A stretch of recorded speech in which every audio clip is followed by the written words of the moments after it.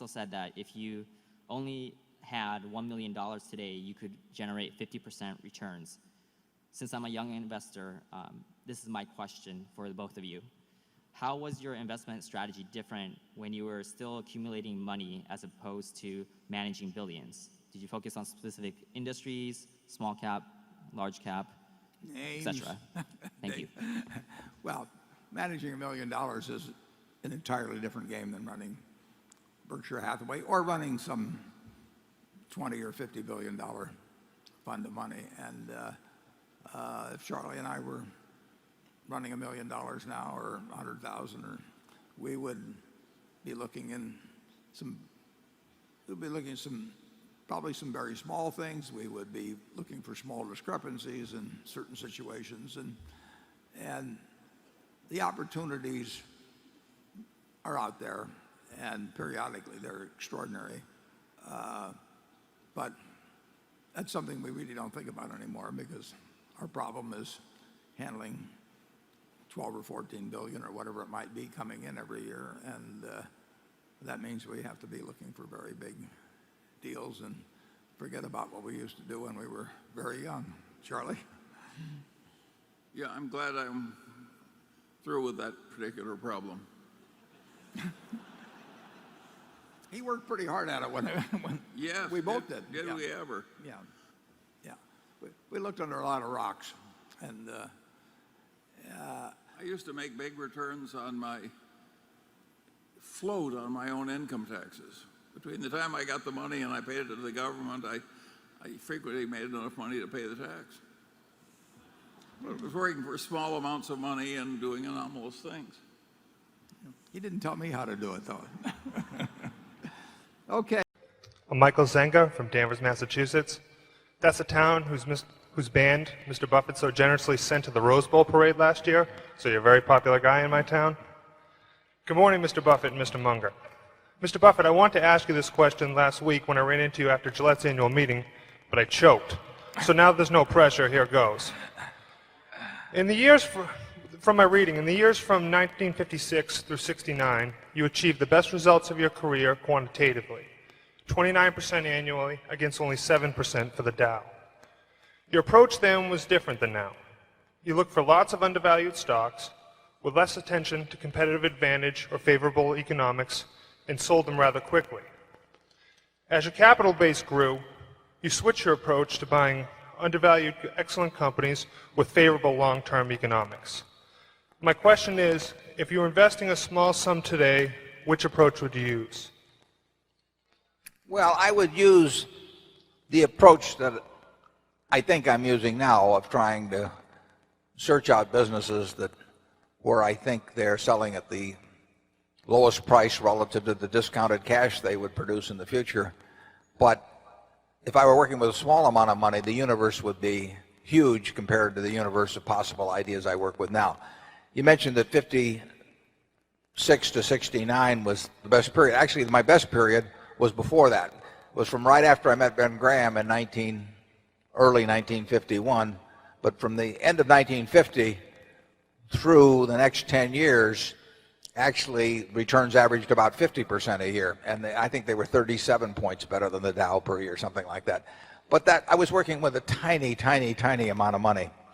And so I would pour through volumes of businesses, and I would find one or two that I could put $10,000 into or $15,000 into that were just ridiculous. They were ridiculously cheap. And obviously, as the money increased, the universe of possible ideas started shrinking dramatically. The times were also better for doing it in that time. But I think if you're working with a small amount of money, with exactly the same background that Charlie and I have, and same ideas, same whatever ability we have, I think you can make very significant sums. But as soon as you start getting the money up into the millions, many millions, the curve on expectable results falls off just dramatically. But that's the nature of it. You've got to, when you get up to things you can put millions of dollars into, you've got a lot of competition looking at that, and they're not looking as I did when I started. When I started, I went through the pages of the manuals page by page. I mean, I probably went through 20,000 pages in the Moody's Industrial, Transportation, Banks, and Finance manuals. And I did it twice. And I actually, looked at every business. I didn't look very hard at some. Well, that's not a practical way to invest tens or hundreds of millions of dollars. So I would say if you're working with a small sum of money and you're really interested in the business and willing to do the work, you will find something. If you were, there's no question about it in my mind. You will find some things that promise very large returns compared to what we will be able to deliver with large sums of money. Charlie? Well, yeah, I think that's right. A brilliant man who can't get any money from other people and is working with a very small sum probably should work in very obscure stocks, searching out unusual, mispriced opportunities. But, that's such a small world. It may be a way for one person to come up, but it's a long slog.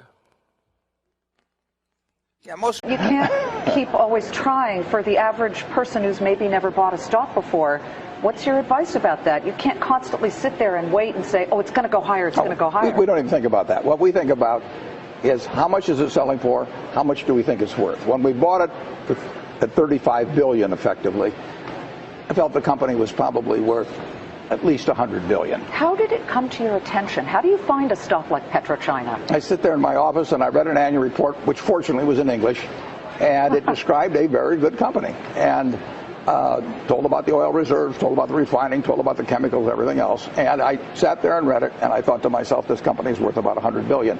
Now, I didn't look at the price first. I look at the business first and try and figure out what it's worth, because if I look at the price first, I'll get influenced by that. So I look at the company first. I try to value it, and then I look at the price, and if the price is way less than what I've just valued it at, I'm going to buy it. And how do you value it? Well, that's the trick. Yeah. But it's essentially what I would pay for the whole business if I could buy it. And when we sold the stock, it was valued, we'll say, at probably 250 to 275 billion. And we thought that was a fair price. Now, oil had gone up from $30 a barrel to $75 a barrel. Now it's up even further.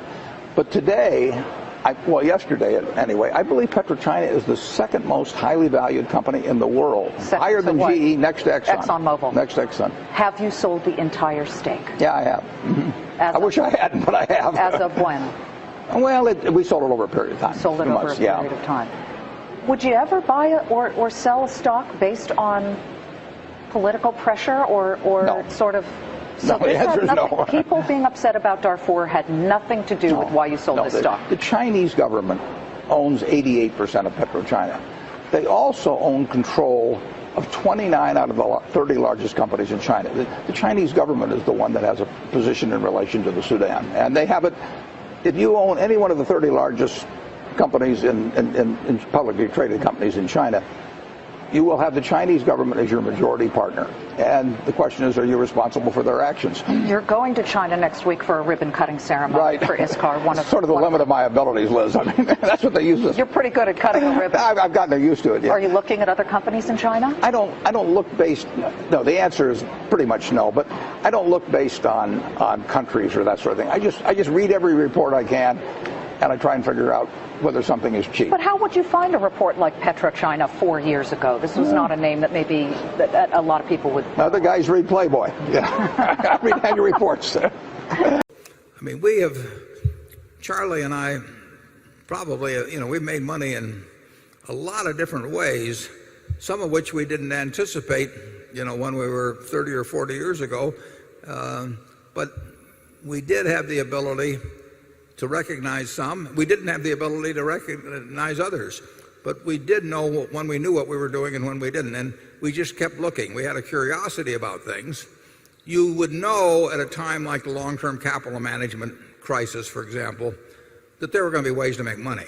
I mean, they were going to be out there, and all you had to do was just read and think 8 or 10 hours a day, and you were going to cover a lot of possibilities probably a very high percentage of them good and some of them sensational. So you can't really lay it out ahead of time. You can't have a defined roadmap, but you can have a reservoir of thinking, looking at different kinds of businesses, looking at different kinds of securities, looking at markets in different places, and you will then spot a reasonable number of things that come along. You won't spot every one of them. We've missed all kinds of things. But the biggest thing, too, is to have something in the way you're programmed so that you don't ever do anything where you can lose a lot. I mean, our best ideas have not been better than other people's best ideas, but we've never had a lot of things that pulled us way back. So we never went 2 steps forward and 1 step back. We probably went 2 steps forward and a fraction of a step back. But avoiding the catastrophes is a very important thing, and it will be important in the future. I mean, you will have your chance to participate in catastrophes.